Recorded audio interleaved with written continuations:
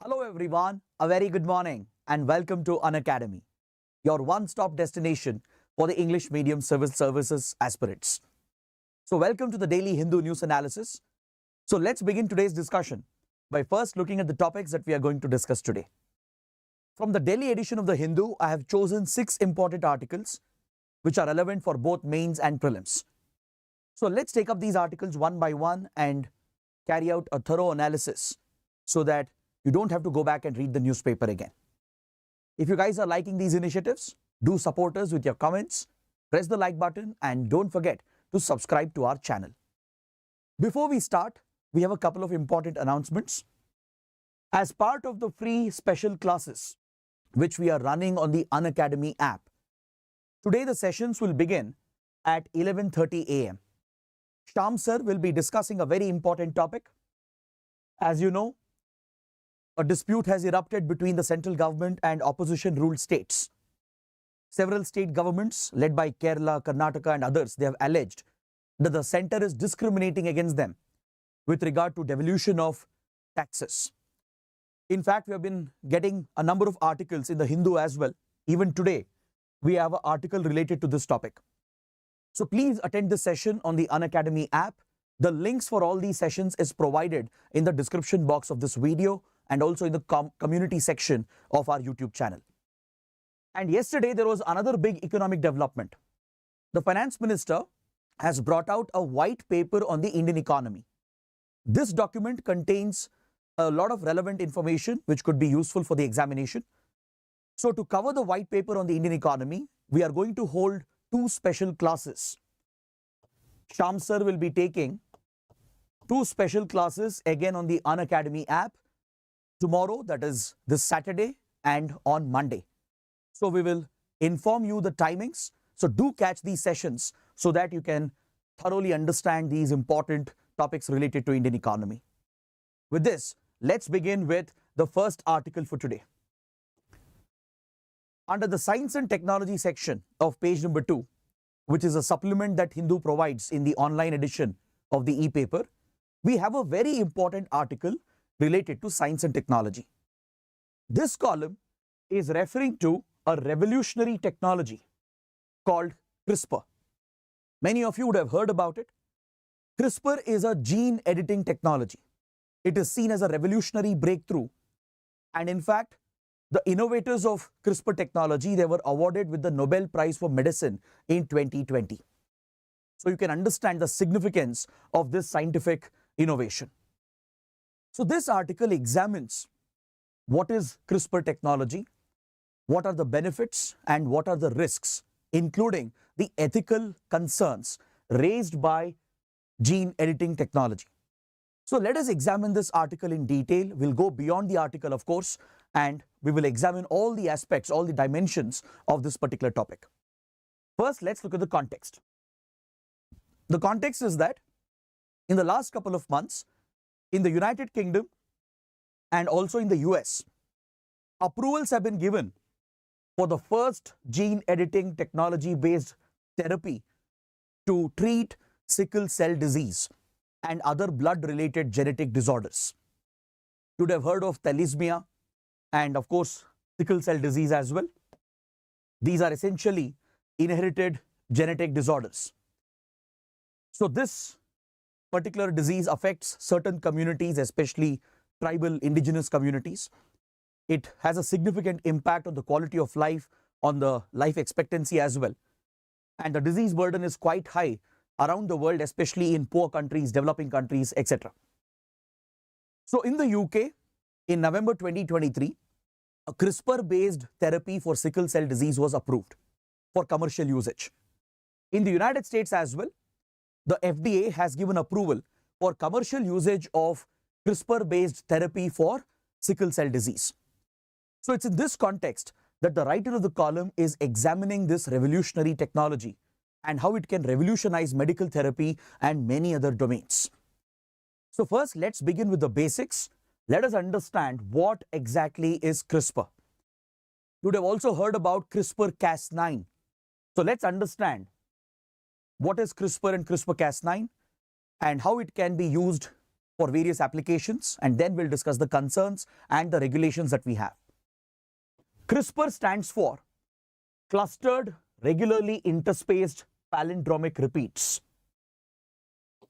Essentially, it is a naturally occurring defense system in certain microorganisms, especially in certain types of bacteria and prokaryotic organisms. It's part of their natural immune system, and it helps these bacteria to fight against viral infections. So it's basically a repeating pattern of a genomic sequence, and this helps the bacteria to remember the viral infection of the past and mount an attack against the virus when they are infected the next time. So essentially, CRISPR is a naturally occurring genomic sequence in microorganisms like bacteria. It helps them to ward off viral infections and to target any viruses that could infect them. So the researchers have taken this repeating sequence of genetics and they have developed this into a genetic scissor. Essentially, the genomic sequence can be edited, can be cut, and the required traits can be added. And this is what constitutes the CRISPR system of gene editing technology. They have done this by merging the CRISPR system with the Cas proteins. Cas essentially refers to a protein structure, and specifically Cas9 is used to create the gene scissors or genetic scissors as they are called, because this allows the genetic engineers to specifically cut the DNA, cut off the specific genome sequence and introduce the traits that they want in order to provide for better variety of plants or to alter genetic abnormalities, to treat genetic disorders. So there are numerous applications. It opens up an entire field of revolutionary opportunities. So CRISPR-Cas9, which broke out almost a decade ago, has been seen as a revolutionary breakthrough because it is possible to treat genetic disorders if you can edit the genetic sequence. If you can precisely cut the genetic sequence at the place you want and introduce the required traits to the right modification, you can treat a number of genetic abnormalities and provide for better variety of plants and number of therapies in the medical field to treat various diseases and inherited disorders. It's even possible to bring back some of the extinct species. This is not the stuff of science fiction. This is very much possible. Of course, it has not been attempted, but there are theoretical considerations to bring back some of the extinct species as well. It is possible to develop better variety of crops which are drought resistant, which yield better productivity. And it is of course possible to treat various abnormalities and diseases and disorders, thus marking a major breakthrough in the field of medicine. So this is the revolutionary potential of CRISPR-Cas9 technology, which is a gene editing technology. Now, if you examine the possibilities, of course, there are numerous advantages.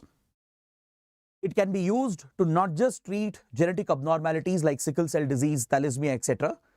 It can even be used to tackle cancer, non-communicable diseases like diabetes, HIV, liver and heart diseases as well, apart from tackling the inherited hereditary disorders. Then any deformities that arise, physical deformities that arise due to genetic abnormalities, this can be fixed at the embryo stage itself so that the infant which is born free from any abnormality. So that is the potential that exists with CRISPR technology. It can be used as a therapeutic solution, as a therapy to treat diseases and disorders and to correct genetic abnormalities. So one can imagine the possibilities in the medical domain. Now coming to sickle cell disease in particular, as I was mentioning, the global burden of sickle cell disease is quite high, especially amongst certain sections, certain communities like tribal communities, indigenous groups. They are more prone to this blood-related genetic disorder called sickle cell disease. In India as well, it is widely prevalent, especially in the tribal belt of India, in central and eastern parts of India, in northeast India, and even in some parts of northern India.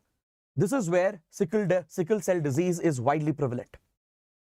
So given the disease prevalence and given the impact it has on quality of life of those who are suffering from sickle cell disease, this technology could be a blessing, because it could be used to treat and even eliminate sickle cell disease eventually. So sickle cell disease is essentially an inherited genetic disorder. Those who are afflicted with sickle cell disease, their RBCs would have lost the perfect round shape. It would have become it would have become a crescent shape, thus acquiring the name sickle cell. It looks like a sickle cell. So this restricts the ability of the hemoglobin to carry oxygen.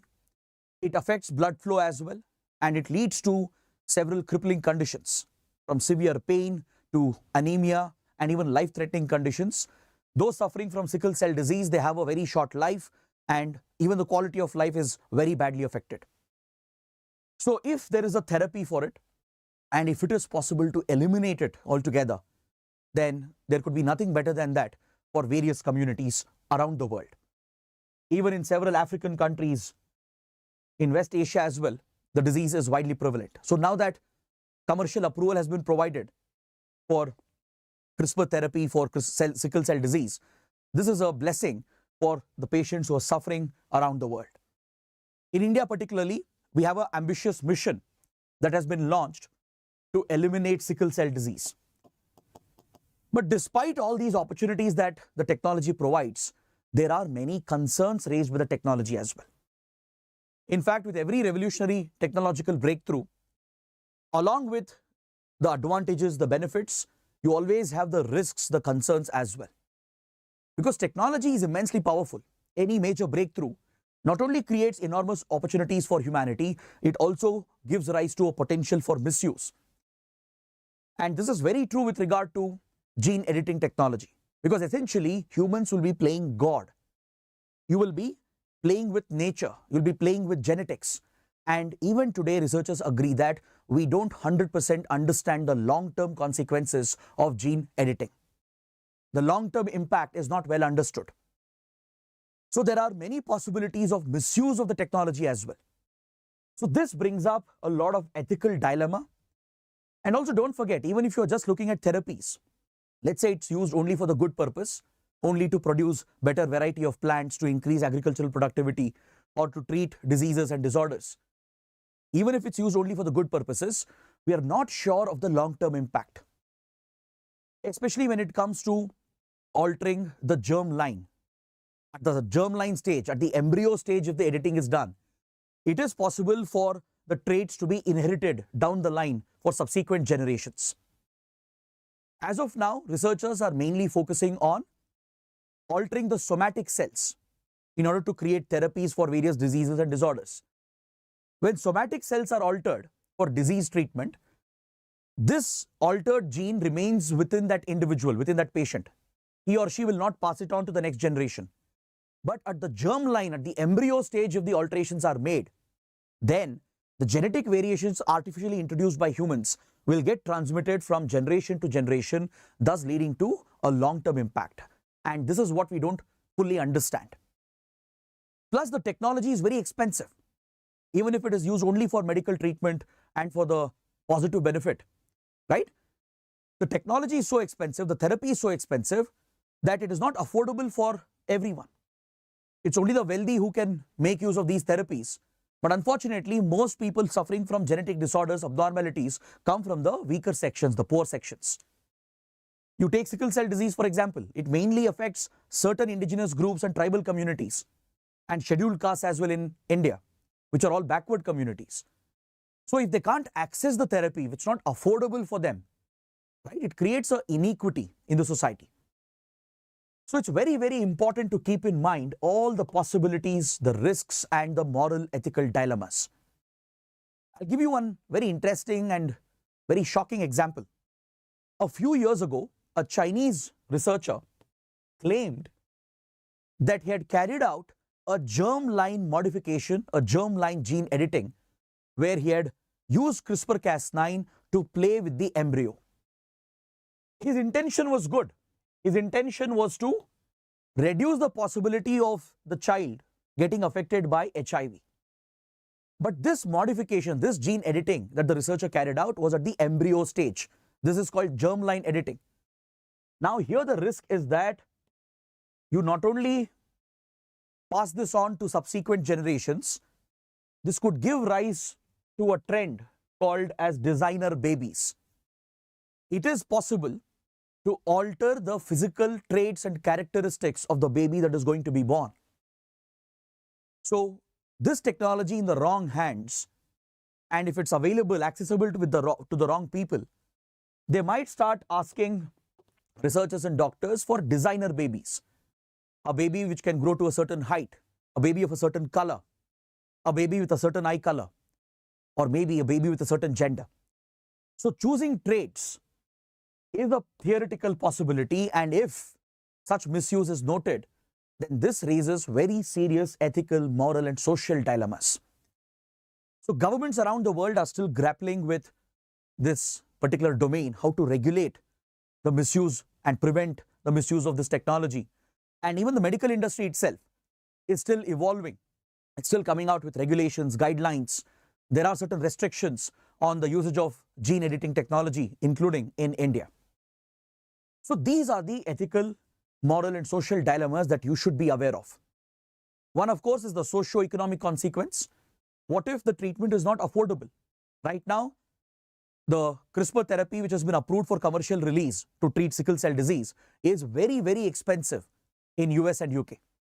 So it is not affordable for the common man, and especially in developing countries like India.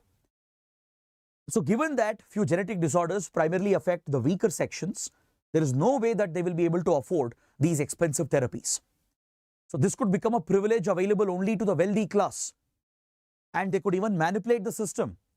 The wealthy, the rich, the powerful could manipulate the system to start demanding for designer babies with specific traits, physical traits and characteristics in the baby that is going to be born. So if there are no guidelines, restrictions, and regulations, there is a great potential for the misuse of this technology. This could have an adverse impact on the whole ecosystem as well, especially with regard to the changes that are being planned in agriculture, in conservation efforts, in revival of extinct species. If these projects go wrong, right, this could be a real life version of Frankenstein monster. In fact, the writer actually draws a comparison with the Frankenstein monster. You might have heard about the Frankenstein monster. It's a very popular character from a science fiction novel of the 1800s. So there, a researcher who's experimenting with a technology develops a creature which turns out to be a monster. And it's a great novel actually. It plays out all the same ethical, social, moral dilemmas that we are discussing. And this was almost 2 centuries ago. So the writer is comparing the power of gene editing and the dilemmas, the consequences it raises with this novel, and compares it with a possible Frankenstein's monster. He's questioning whether we are unleashing a Frankenstein monster in the future. So this is something you should take note of. All the possible ethical, moral consequences along with the socio-economic impact. The biggest concern, the immediate, more realistic concern is about affordability and accessibility. Since the cost of this therapy is very expensive, it is cost prohibitive, poor patients, weaker sections will not be able to afford the therapy. So this is where government intervention would be needed. The government has to step in to make such therapies and life-saving therapies cheaper and affordable and accessible in order to ensure equity with regard to medical therapies. In fact, in India, we have recently launched one such mission, the Sickle Cell Anemia Elimination Mission. It was launched last year by the Modi government in 2023. It was announced in last year's union budget. And under this ambitious mission, India has set a goal to eliminate sickle cell genetic transmission by the year 2047. 2047 is the year that India has targeted to become a developed nation, to achieve the goal of Viksit Bharat. So by then, under the National Health Mission, the government has set a target to eliminate the genetic transmission of sickle cell disease among scheduled castes and scheduled tribes in the country. Currently, the only line of treatment available is bone marrow transplant, which is also very expensive. So the government is considering all the possibilities and all the available options, and definitely CRISPR technology would be one of the options in the future. But given that it's very expensive right now, the government will have to work out a way in the future to bring down the cost, make it affordable for the common people. Now let's take a look at what kind of regulations are present in India right now with regard to gene editing technology. Do we have any rules, any guidelines, any restrictions that have been placed? Let's take a look at this. See, any new technology, any new therapy, new line of treatment, new drugs, they're all classified under new drugs and clinical trial rules that were notified in 2019.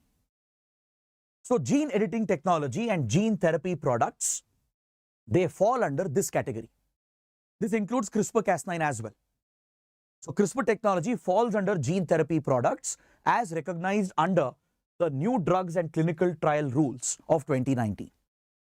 So before CRISPR is introduced in India commercially for medical treatment, it will have to be approved by the Central Drug Standard Control Organization, which is the nodal authority for approval of new drugs and clinical trials in the country.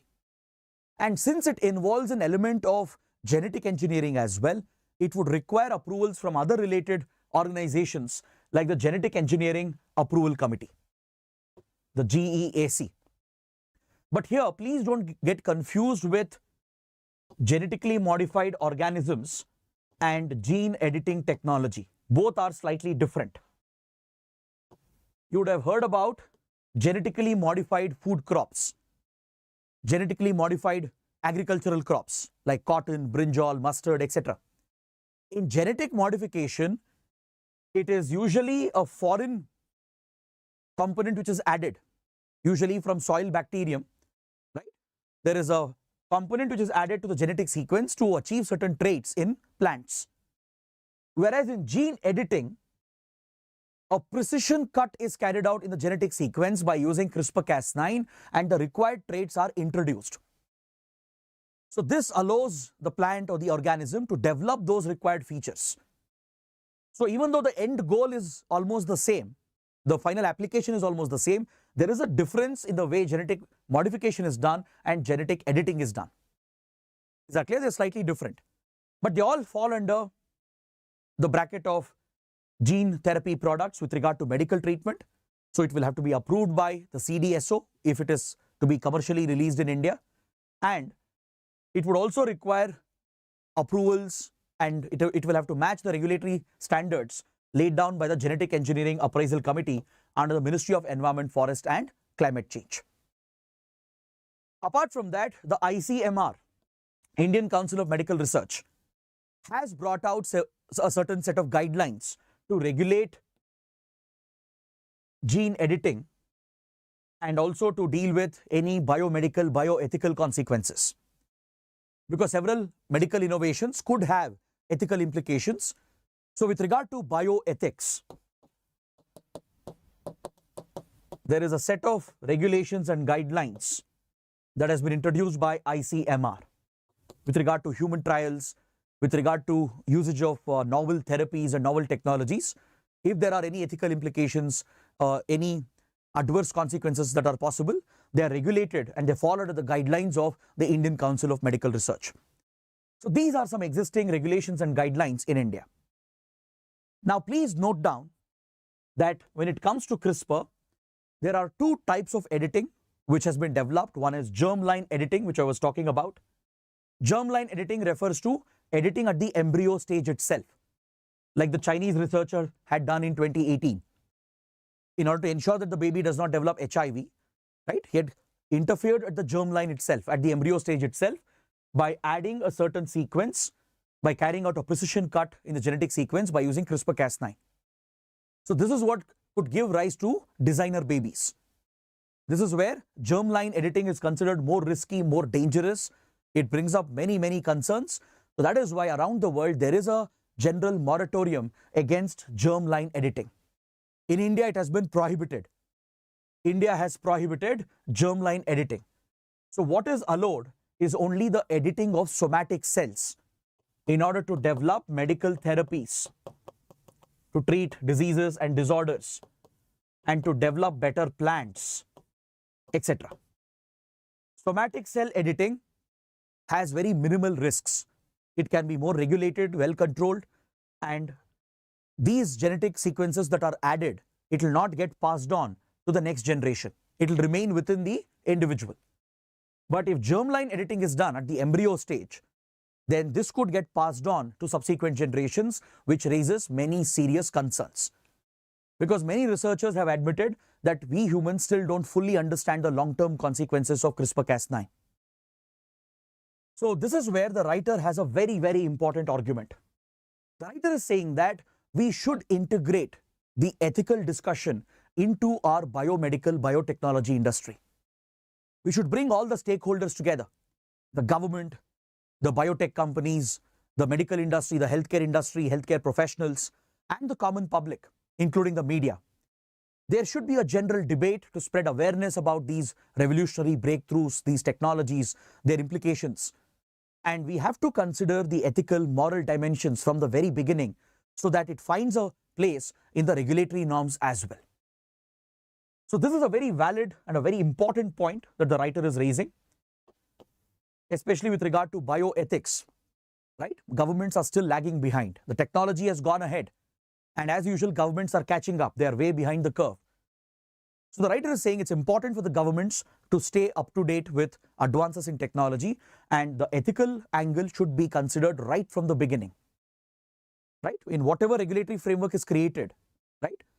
The ethical angle should be considered, the moral implications, the social consequences have to be considered, and they have to be kept in mind while drafting regulations and while creating a legal framework. So that is the conclusion point that the writer brings up in this article. So it's a very important, very interesting article as well. But again, UPSC will not expect you to get very scientific. You don't have to become a top genetic engineer. You don't have to get into the details of CRISPR-Cas9. Just understanding the basics, how it works, what are its applications, the concerns, and what is the need for regulation, right? If you can understand these basic points, this is more than sufficient for both prelims and mains. Now let's take a look at another important column on page number 8. This again I feel is a very important issue that we need to discuss and analyze. Because see, in today's paper, there were other columns as well, which I could have picked. There was an editorial on Uniform Civil Code. There were a couple of columns related to new budgetary announcements that were made. There was another article on the Paytm payment bank issue. But these are topics which we have already discussed, covered in the last 7 to 10 days. So instead of repeating the same topic, I felt that we should widen the discussion. And even though the article doesn't provide much insight, right, we can use this topic and explore the issue around it, as it's a major issue affecting the Indian economy and the Indian society. This column on page number 8 is dealing with the issue of farmer suicides.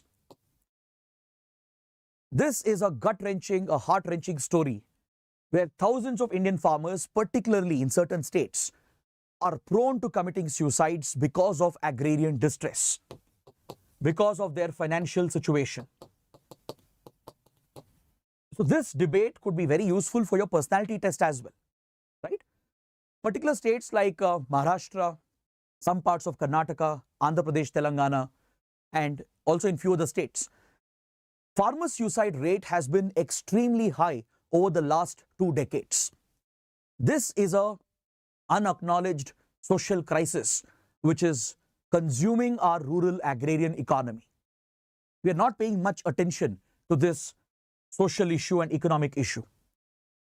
NCRB data, the National Crime Records Bureau data, shows that thousands of farmers are killing themselves every single year just because of the debt burden, the failure of crops. And this is a result of agrarian distress. So this shows the failure of the government as well, both state and the center. So this column is specifically focused on the Marathwada region of Maharashtra, and it highlights the the challenges being faced here by the families where the bread earner, the head of the household, right, the farmer would have committed suicide because of the debt burden and the agrarian crisis, leaving behind the families. So this column is capturing the struggle, the suffering of these families. So the column itself doesn't provide us much insight. It's only exploring the issue, providing the human angle to the story. But we can use this to talk about the bigger issue of agrarian distress, how it can lead to farmer suicides, and what can be done. What is the government doing and what else can be done? So this problem particularly plagues Maharashtra. Maharashtra is one of the most affected states when it comes to farmer suicides in the country. So there are few regions and few districts which are the most affected, and they are all located in interior Maharashtra over here. You can see the Aurangabad division, which is nothing but the Marathwada region. This is the Marathwada region or Aurangabad division. So few districts like Beed, Nanded, Latur, they are very badly affected because this is a drought hit area. All these regions I'm going to highlight, they're all arid, semi-arid regions. They don't receive much rainfall. They are severely affected by drought conditions, and they haven't been getting enough assistance from the government as well with regard to farming, agriculture and loans. So the Marathwada region, there are I think around 8 districts here. So some districts especially are very badly affected. They register a very high rate of farmer suicides. And imagine this is only the data which has been captured. So there could be many more cases which are unaccounted for, which are not attributed. Then in the Vidarbha region of Amravati division, even here farmer suicide rate is very high in the Vidarbha Amravati belt. This is again a drought hit, arid, semi-arid region. Then also in the Nashik division, especially here in Gadchiroli, which is also affected by Naxalism. Naxals have a strong presence in Gadchiroli. It's also because of the agrarian distress. Naxals have been able to spread their ideology, their propaganda, and get some local support from farmers who are resenting the state because the state has not helped them enough. And this has created a support base for Naxalism as well in the Gadchiroli district over here in the Nashik division. So this is a serious challenge, an economic, social challenge that is having a wide set of implications on the Indian state. So let's examine the factors, because if there is a UPSC question on this, UPSC might ask you to look at the factors contributing to high rate of farmer suicides. And also please understand, this is not only specific to Maharashtra. The same is seen in some interior parts of Karnataka as well, the semi-arid regions of Karnataka towards the northeast part of Karnataka, parts of Telangana and Andhra Pradesh, Odisha, even few parts of the Bundelkhand region in Madhya Pradesh and Uttar Pradesh. So across these parts of India, especially wherever crops fail due to failure of monsoons, that is where farmer suicide rate is higher. There is a direct correlation that you can see. So the major factor here is the failure of crops due to droughts. So the geography, the climate is playing a role. The arid, semi-arid regions of the country, the rural agrarian economy here is under severe stress due to the lack of rainfall and lack of irrigation facilities that are available. So crops will fail regularly over here, and this pushes farmers to rely heavily on loans. Since they are not able to sustain themselves and their families due to crop failure repeatedly after cycle, they end up borrowing money. And whom do they borrow from? They usually borrow from informal money lenders who charge an exorbitant interest rate. So they end up falling into a debt trap because of these predatory money lenders. This also highlights the issues with our banking system with regard to rural agriculture credit, right? If the government works with the banks, with RBI, NABARD, the Scheduled Commercial Bank and cooperative societies, then formal credit can be delivered. Low interest loans can be provided with the involvement of the government and the banking institutions and the cooperative societies. So it doesn't become a burden on the farmers, it doesn't put them under stress. But if money lenders are lending money at higher interest rates, they often resort to unethical methods to extract the money back. They try to humiliate the farmer and their family. If they don't pay the money back, they will spread this throughout the village. They will even threaten those who don't pay back. They might even target them and beat them up by taking the help of goons who work for these money lenders.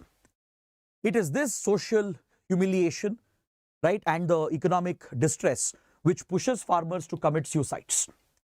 It's primarily the debt burden, the debt trap that they fall into because of the prevalence of money lenders, these informal money lenders across these parts of the country. So what can be done to address this issue? If primary reason is farm debt, indebtedness, and crop failure, definitely there is an intervention that can be done by the government. In fact, NCRB data on suicides shows that it's not just farmers in India, even daily wage workers are committing suicide at a very alarming rate. It again shows that those come from the economically disadvantaged sections. They are relying on these loans, predatory loans given by money lenders. They're falling into a debt trap, and eventually, due to the financial distress and the social humiliation, they end up committing suicides. So this is something that can be solved. Rains, monsoons is not in our hand. Changing geography, climate is not in our hand, but changing the economic circumstances definitely is in the hand of the government, the state and as well as the center. Of course, there are certain measures that the government has already taken. One easiest way out of this crisis is to promote institutional credit, providing loans to farmers through the formal lending channels, which is tightly regulated by RBI and NABARD.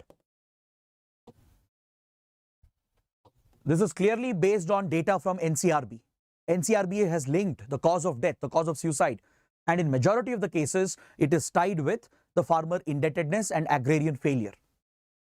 So if institutional credit can be dispersed by working with cooperative societies and organizations at the grassroots, then definitely it will reduce the dependency of farmers on these money lenders. Then governments can also help farmers in drought-hit areas in implementing better farming methods. They can promote drought-resistant farming, for example. Right? Drought-resistant crops can be encouraged. The government can help these farmers with agricultural inputs. It can provide fertilizer subsidies, food subsidies, which are being provided, but the point is it's not reaching the final targeted beneficiary. So these are issues that can be solved with better governance, better administration, and with well-designed policies. The government has tried cracking down on informal money lenders as well, and it is trying to deliver agricultural credit to the farmers in rural areas through formal banking channels. In fact, NABARD works closely with RBI and the scheduled commercial banks, and they rely upon cooperative societies which have a grassroots network to deliver formal credit through the institutions so that farmers are not exploited eventually. And in a worst case scenario, the government can always consider loan waivers. Let's say monsoons have failed repeatedly and crops are failing. So the region can be declared as drought hit, and as a compensation, the government can waive off the loans, thus reducing the debt burden. Then crop insurance. Extending and delivering crop insurance could be a lifesaver, which would automatically reduce the financial risk for the banks and the lenders. At the same time, it will protect the farmers from falling under financial distress. And eventually, if farmers commit suicide, compensation, timely, adequate compensation for the families. So these are the various measures that are already being provided, but the problem is in delivery. It's in efficiency of these targeted programs. For example, we have the Pradhan Mantri Fasal Bima Yojana. It's a dedicated crop insurance scheme run by the government of India. The PM Krishi Sinchai Yojana, focusing on better irrigation and irrigation facilities, especially in drought-hit areas.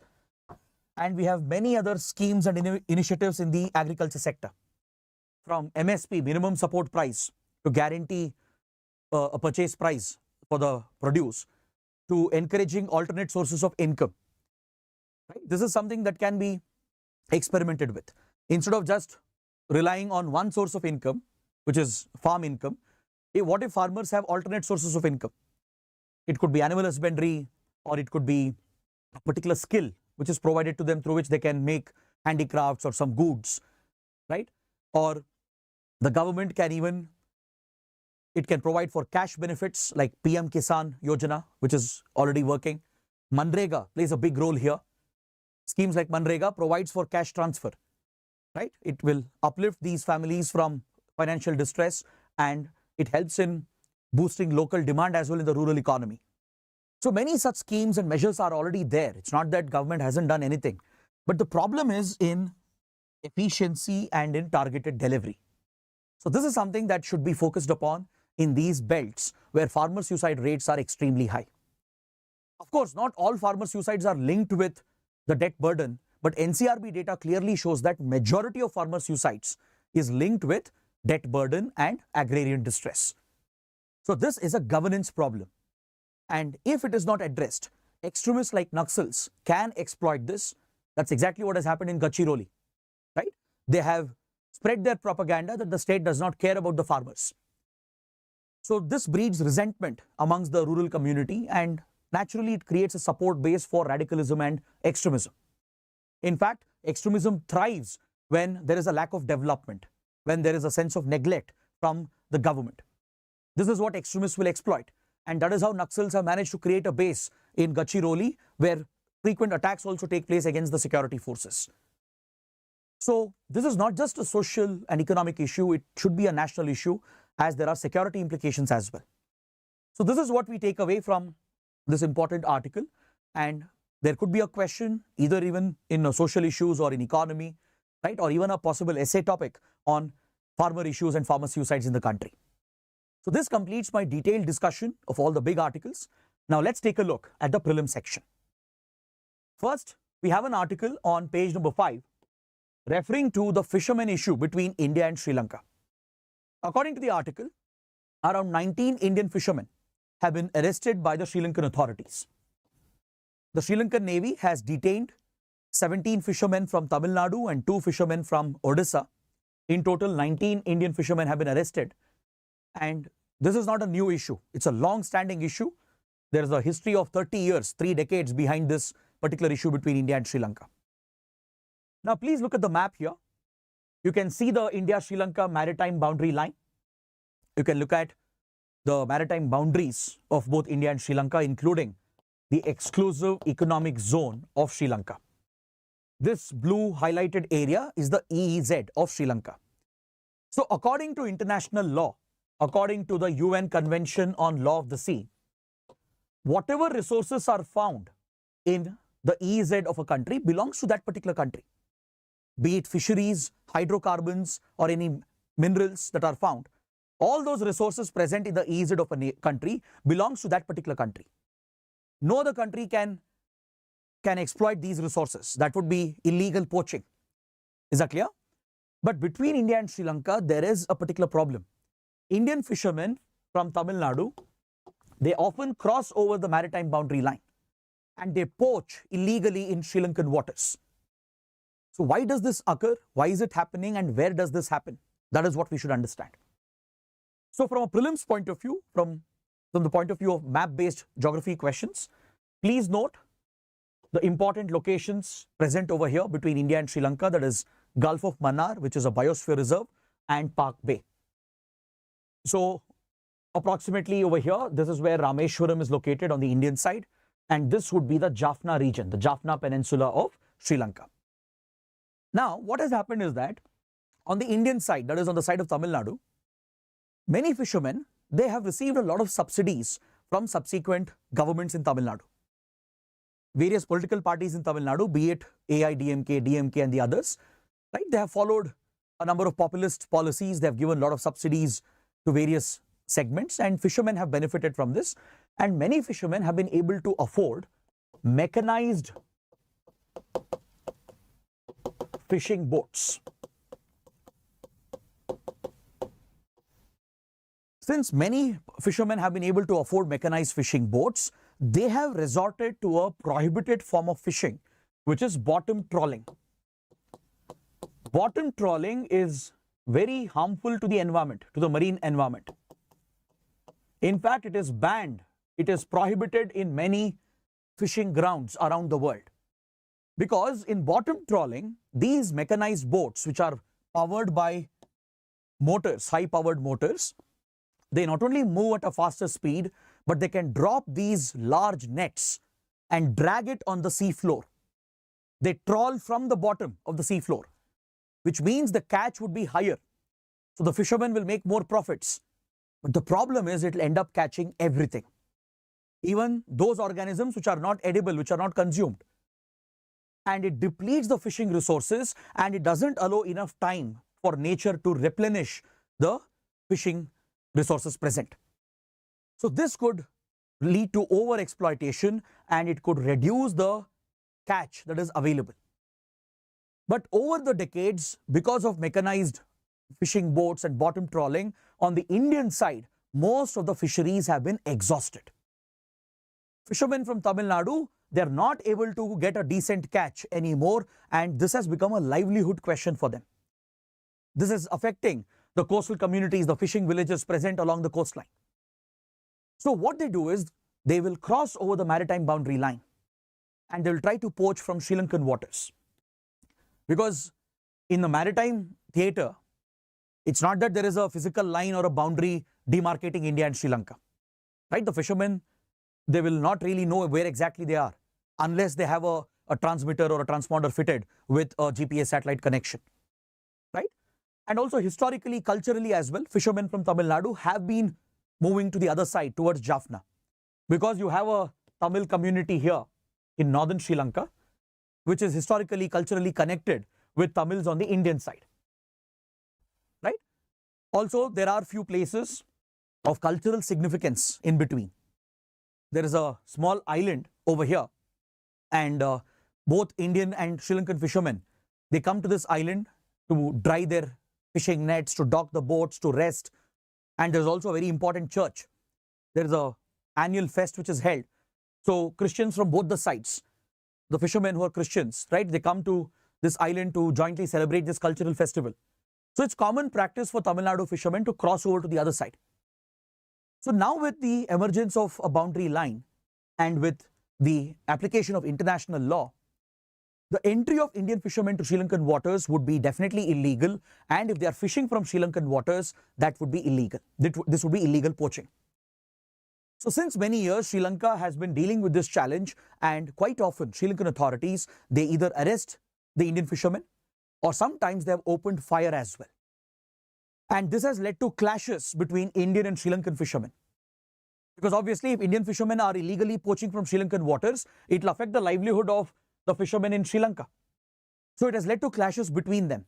So many fishermen from India have lost their lives, especially when the ethnic conflict was raging over here, led by the LTTE, the Tamil extremist outfit. Right? Sri Lankan Navy and Sri Lankan Coast Guard, they were on high alert across this region.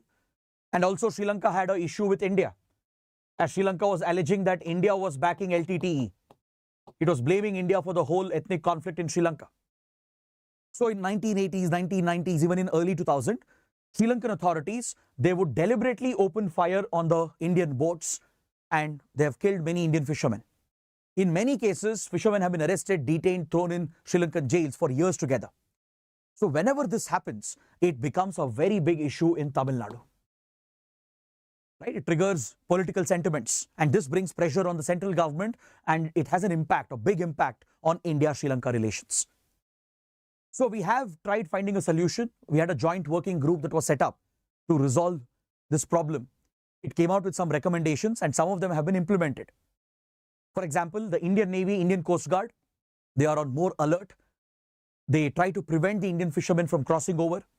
They have spread better awareness as well, both center and the Tamil Nadu government. They have spread more awareness along the coastline among the fishing community to not cross over into the Sri Lankan side. Most fishing boats today are fitted with GPS location finders and transmitters, so the fishermen know where they exactly are. So still the problem persists, and this continues to have an impact on India-Sri Lanka relations. So that is an important topic. Next, another development. In fact, we have two major developments today from Myanmar with regard to India-Myanmar relations. According to this article on page 14, the Home Ministry has decided to revoke the free movement regime between India and Myanmar. Now, this is a topic which we have already discussed in previous sessions. So, this is more of an update that I am providing you. Previously, we had discussed that the government is considering it. Now, the Home Ministry has taken a final decision that the free movement regime between India and Myanmar will come to an end. Please look at this border here. It's a very sensitive, a delicate border. It stretches to around 1,643 kilometers. And the border states are Arunachal Pradesh, Nagaland, Manipur, and Mizoram. Now, I'll give you a small exercise. Please find out the border length that each of these states that they share with Myanmar and mention that in the comments. I want you to tell me which two states amongst these four have the longest boundary with Myanmar in terms of the length of the border.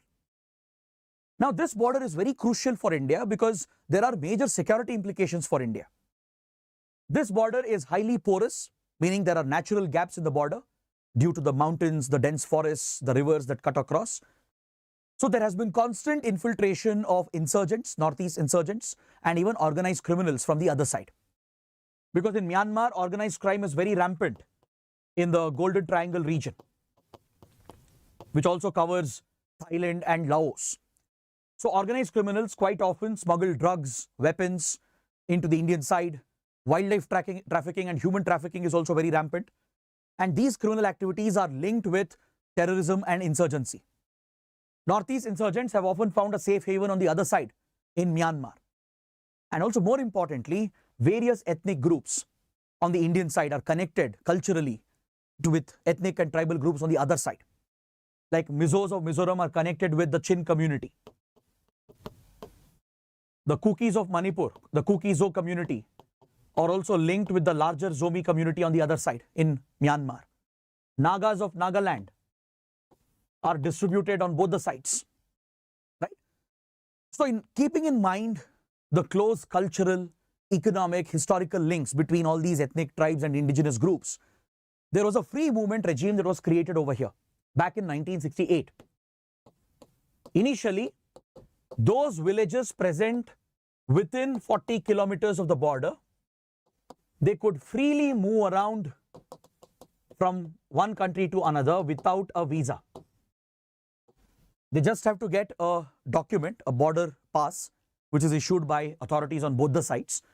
And with this border pass, for 1 year, those who reside in these border villages within 40 kilometers from the boundary, they could cross over to the other side to meet families on the other side, to engage in border trade. So, this was promoting cultural ties and people-to-people relations. But later, this was reduced to 16 kilometers. By 2004, the free movement regime that was available was reduced to just 16 kilometers, keeping in mind the security concerns. Then finally, in 2016, the guidelines were updated. So, the current regime that was in operation, it was based on the 2016 guidelines, which provided for this free movement regime. So, today it applied only for those villages present within 16 kilometers of the border on both the sides. But now, given the rising threats and risks from Myanmar, the government has decided to stop free movement regime entirely. Is that clear? The government has seen a link between what's happening in Myanmar and the ethnic violence that has gripped Manipur. Especially the state government of Manipur was calling for the revocation of free movement regime because it has alleged that the movement of Zomi refugees from Myanmar to Manipur is what has contributed to the ethnic violence. These allegations are dismissed by the Kuki community. They blame the majority Metis for all the violence, right? But however, you can't deny the fact that there is a certain external angle, a certain link between the ethnic violence seen in Manipur and what's happening in Myanmar. Then given the crisis in Myanmar, the political crisis, the ongoing conflict between the military and the various rebel groups, there has been a large flow of refugees into India. A number of Chin refugees have come to Mizoram. Number of refugees from the Sagaing region have come to Manipur and Nagaland as well. So this has increased the security risks and challenges for India. India has believed that this could increase organized crime and the movement of insurgents as well. So given these security threats, the government has decided to stop the free movement regime. The government is also planning to fence this border. A very small stretch of the border is fenced currently. So the government wants to fence the whole stretch of the border. So many local communities are opposing these decisions, obviously. Nagas, Mizos, Kukis, they are completely against it as it affects their cultural and economic rights. It's a very controversial decision. There's a lot of opposition from various states except for Manipur. Right? So this is the development. Next, there is a related development on the same page. India's Kaladan project is under threat because a rebel group in Myanmar has captured a critical town where the Kaladan project passes through. So let's understand this. What is Kaladan project and what is the new development? The Kaladan multimodal transit transport project. It was a very ambitious connectivity initiative that India planned under Look East policy. The Look East policy prioritizes India's ties with Southeast Asian and East Asian countries. This policy has now been upgraded to the Act East policy of India by the Modi government, and we have prioritized our ties with Southeast Asian and East Asian countries. India looks at Myanmar as a link, as a connecting point to connect with other Southeast Asian countries. Because quite literally, Myanmar is like a bridge, a land bridge connecting India, India's northeast, with the rest of Southeast Asia. So improving connectivity with Myanmar was crucial to connect the northeast of India with Southeast Asian markets. This could drive economic development in the northeast of India, and India was also exploring alternate routes to connect with the northeast. Because the only other route through Siliguri corridor over here is always vulnerable for India because Siliguri is a choke point. It's a very narrow choke point for India. So a major project was conceived under Look East, and it's been implemented over the last many years. In fact, the project has been delayed for many, many years. And finally, we were reaching a stage of completion before the crisis erupted in Myanmar. So Kaladan project, as the name itself suggests, it's a multimodal project. It involves multiple modes of transportation. The plan was to create a maritime link connecting the Kolkata port with the strategic Sitwe port located over here in the Rakhine state of Myanmar. In the Rakhine state, you have this strategic port called Sitwe, which has been developed by India. India recently inaugurated the port as well, and an Indian company is operating the port terminal at Sitwe. So the maritime link was established from Kolkata port through Bay of Bengal to the Sitwe port. From here, the goods can be taken through the Kaladan river. You can see the Kaladan river over here, where inland navigation was being created. Inland navigation facility was being set up. So through inland navigation, the goods can be moved upstream through the Kaladan river, which is a transboundary river. It flows from Mizoram into Myanmar. And finally, there is a road, a small highway, final stretch, that connects Myanmar with Mizoram. So three different modes of transportation would be involved in this project. A maritime link, inland navigation through Kaladan river, and finally road transportation through this highway. Now, India was very eager to complete all the phases of the project, but we have been facing a major challenge because of the violence in Rakhine.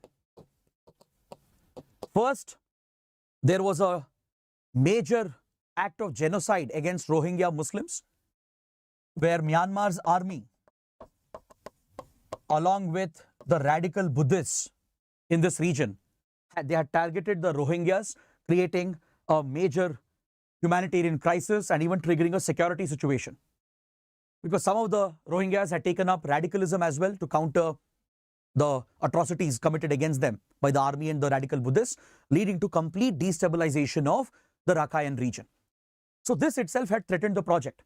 But now, another outfit called Arakan Army, which also operates in Rakhine, it's a Buddhist Arakanese group from the Arakan region, Arakan mountain region. It's a Buddhist outfit primarily made up of the Buddhists from the Arakan region, the Arakanese. Arakan refers to the Arakan mountain ranges present over here. As you know, Myanmar is a Buddhist majority country. So in Rakhine, in the Arakan region, the natives are the Buddhist Arakanese. So they have a rivalry with the military junta. So as multiple insurgent groups and opposition groups have rebelled against the military rule and they started capturing territory, the Arakan army in the Rakhine state has been able to achieve a lot of success, and it has captured a strategic town, that is Paletwa, which you see over here.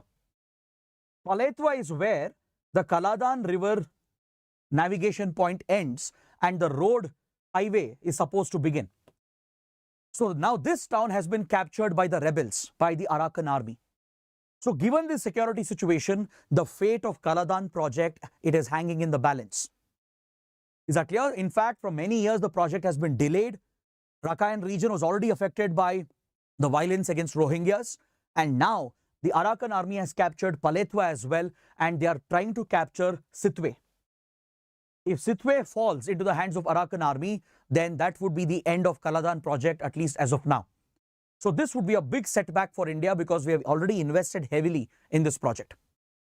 Now coming to the last article today, on page number 15, we have a polity-related article. The article is referring to 0R. It's referring to a question that was raised by opposition MPs in the parliament regarding the violence in Manipur, the hate speech that has been delivered by various leaders against other communities, and the violence that has gripped Manipur. So this national issue was brought up at the on the floor of the House during 0R. So what is 0R? This is a very important prelims topic. 0R is an Indian parliamentary innovation.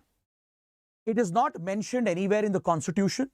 It's neither mentioned in the rules of procedure of the House. Is that clear? It's not mentioned in the parliamentary rule book. It's not mentioned in the Constitution. It's an innovation in the Indian parliamentary system through which the MPs can hold the executive accountable on the floor of the House. It's an opportunity for the MPs to bring up pressing issues of national concern. And they can do this without any notice. They don't have to give any notice. Without any notice, they can bring up questions which is supposed to be answered by the ministers of the executive of the government. So this 0R takes place between the question hour and the agenda that is set for the day. Between those two, usually the lunch break in the parliament is at 1 p.m.